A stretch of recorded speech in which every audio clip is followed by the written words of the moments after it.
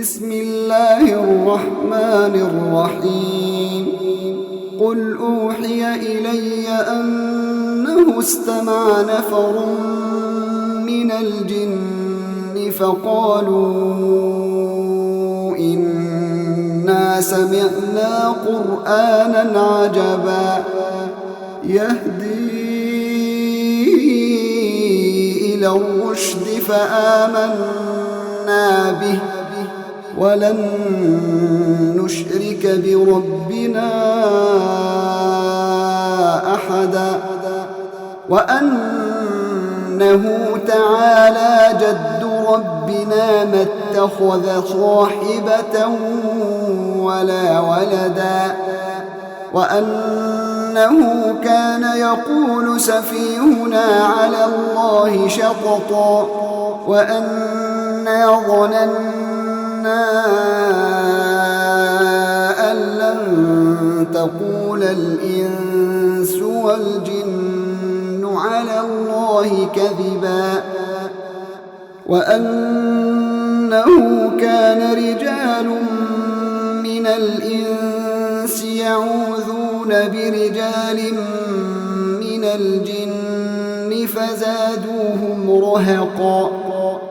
وأنهم ظنوا كما ظننتم أن لن يبعث الله أحدا وأنا لمسنا السماء فوجدناها ملئت حرسا شديدا وشهبا وأنا كنا نقعد منها مقاعد للسمع فمن يستمع الآن يجد له شهابا رصدا وأنا لا ندري أشر أريد بمن في الأرض أم أراد بهم ربهم رشدا وأنا منا الصالحون ومنا دون ذلك كنا طرائق قددا وأنا ظننا أن لن نعجز الله في الأرض ولن نعجزه هربا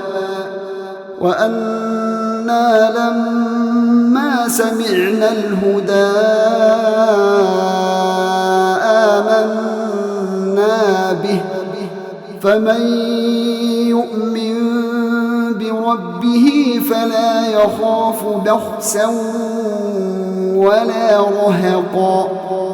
وأنا منا المسلمون ومنا القاسطون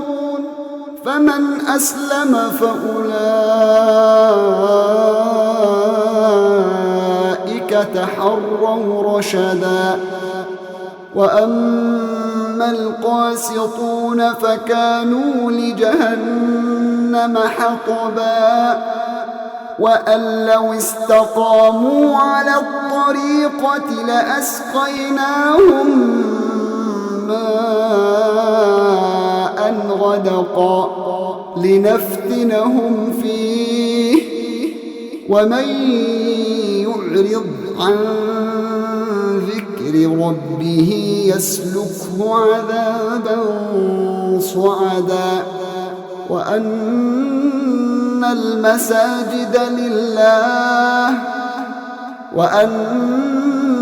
المساجد لله فلا تدعوا مع الله أحدا وأنه لما قام عبد الله يدعوه كادوا يكونون عليه لبدا قل إنما أدعو ربي ولا أشرك به أحدا قل إني لا أملك لكم ضرا ولا رشدا قل إني لن يجيرني من الله أحد ولن أجد من دونه ملتحدا إلا بلاغا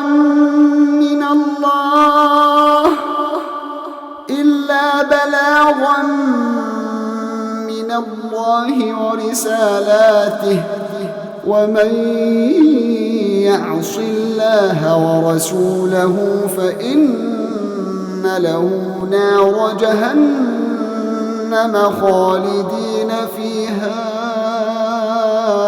أبدا حتى إذا رأوا ما يوعدون فسيعلمون من أضعف ناصرا وأقل عددا قل إن أدري أقريب ما توعدون أم يجعل له ربي أمدا عالم الغيب فلا يظهر على غيبه أحدا إلا من ارتضى من رسول